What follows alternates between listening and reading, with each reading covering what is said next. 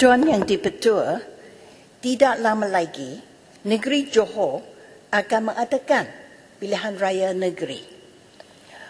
Bukan saya ingin berkempen di Dewan Yang Mulia ini, tapi sebagai wakil rakyat, saya terpanggil untuk mengingatkan rakan-rakan yang duduk di sebelah tanggungjawab kita terhadap negara dan rakyat.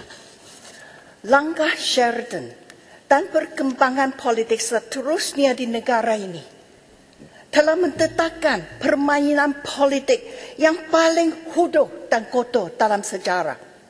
Ketamakan kuasa dan wang bukan saja menggugat kestabilan negara, tetapi telah menelan sumber negara, menyebabkan kebangkitan wabak dan penderitaan rakyat yang tidak berkesudahan.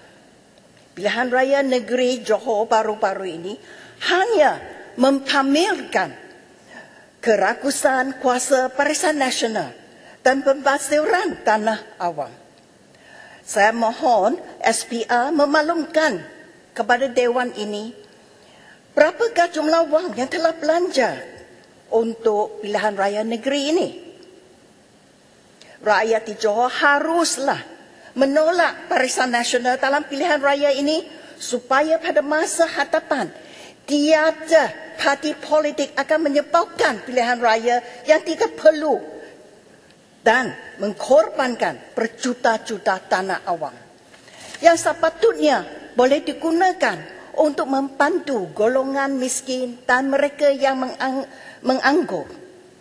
Pilihan raya negeri Johor juga mentetapkan ratusan ribu pengundi kepada jangkitan virus COVID-19.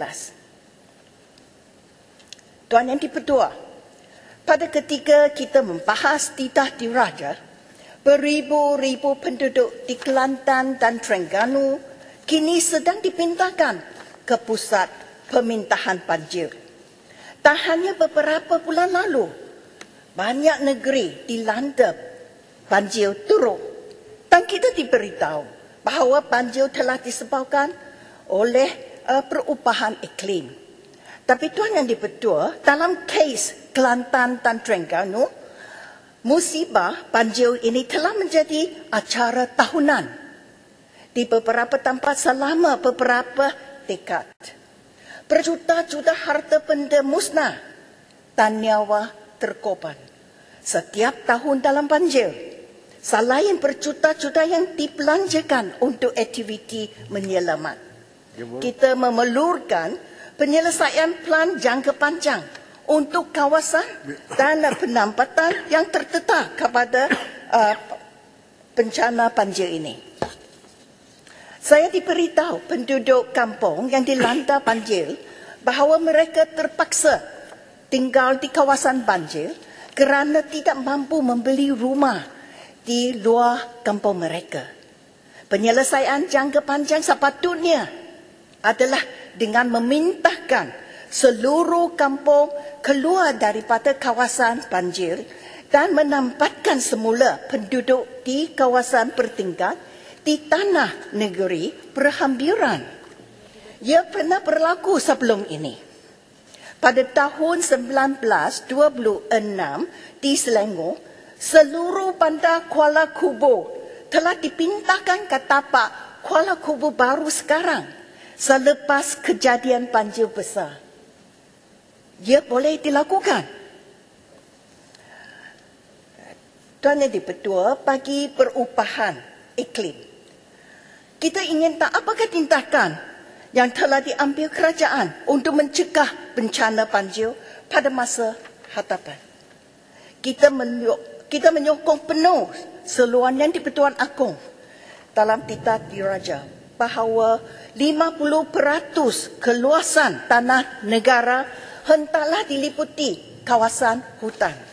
Selain itu, kita memerlukan langkah tempatan banjir segera yang lain seperti mengenapasti dan memelihara tataran banjir ataupun flood plains dan membina kolam takungan di kawasan bandar. Kita juga memerlukan garis panduan baru untuk perancangan perbandaran di kawasan bandar dan kelulusan bagi bangunan baru. Terutamanya di kawasan bandar dengan mengambil kira kemungkinan banjir yang lebih teruk disebabkan perubahan iklim. Kita perlu ada kelulusan yang lebih ketat. Tiada lagi tataran banjir atau kolom tanggungan yang diasingkan atau alienate untuk tujuan perumahan atau komersial. Dan tiada lagi kompromi mengenai perkara ini kerana campur tangan daripada pihak berkepentingan. Saya berasa amat meluat kerana DPKR masih membenarkan pembangunan perumahan dan komersial diteruskan pada 4 daripada 6 kolom tanggungan di Kuala Lumpur. Selepas banjir besar melanda di ibu kota baru-baru ini, kita tidak boleh menerima alasan bahawa tiada halangan daripada Jabatan Teknikal untuk menyerahkan kolom tanggungan untuk tujuan pembangunan.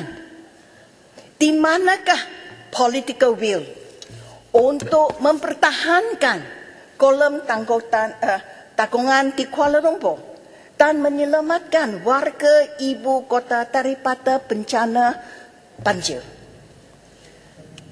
Tuan Yang di-Pertua, akhir sekali saya ingin menyentuh statistik terkini yang dikeluarkan Jabatan Perangkaan mengenai populasi menua di negara ini. Panci penduduk terkini menunjukkan pada tahun 2021 penduduk berumur 65 tahun ke atas merupakan 7% daripada jumlah penduduk negara dan 7.4% pada tahun 2022. Ini bermakna dalam tempoh 10 tahun lagi, negara kita akan berhijrah kepada masyarakat penuaan atau aging society. Pada masa yang sama, kadar kesuburan atau kadar kelahiran semakin menurun. Pada tahun 2021, kadar kesuburan dalam usia reproduktif turun kepada 1.9, iaitu lebih rendah daripada kadar penggantian minima, iaitu 2.1. Menurut satu kajian mengenai kesan penduduk menua terhadap pertumbuhan ekonomi Malaysia, nisbah tanggungan ataupun dependency ratio akan mencapai 49.5 menjelang tahun 2040, iaitu bagi setiap 100 pekerja produktif, terdapat 49.5 kanak-kanak dan orang tua yang tidak produktif dan memerlukan sokongan mereka. Adakah ini beban yang mampu ditanggung masyarakat? Saya ingin tahu apakah plan tindakan untuk mengatasi masalah populasi negara yang semakin menua. Ini saja Tuan Yang di-Pertua, saya memohon menyokong dan terima kasih.